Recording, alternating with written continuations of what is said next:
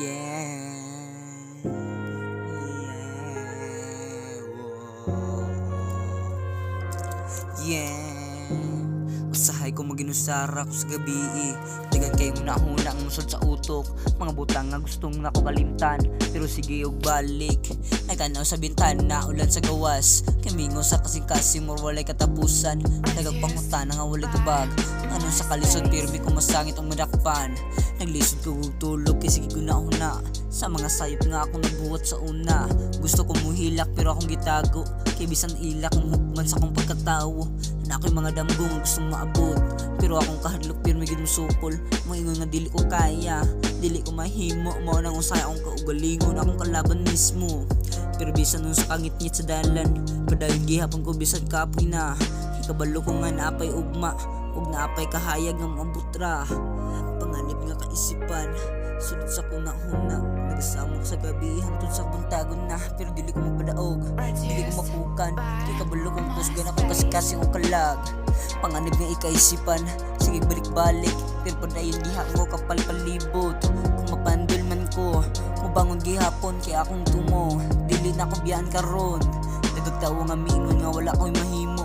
Nga kutubra ko sa damgo, walay padul nga niining kalibutan na. Pero akong ipakita nga safe sila tanan. Kay bisan pobrita, pwede gihapon mo daog sa kinabuhi nga gubat.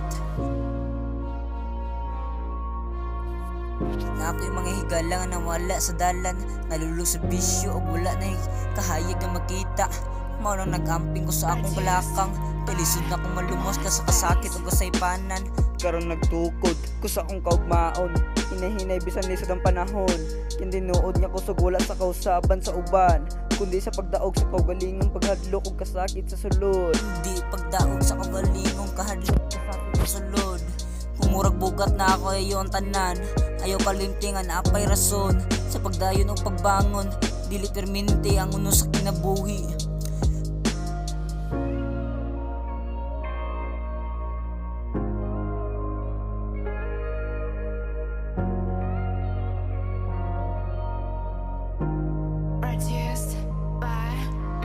Panganib nga kaisipan, sige balik-balik. Pero padayon gihapon sa kapait, sa palibot.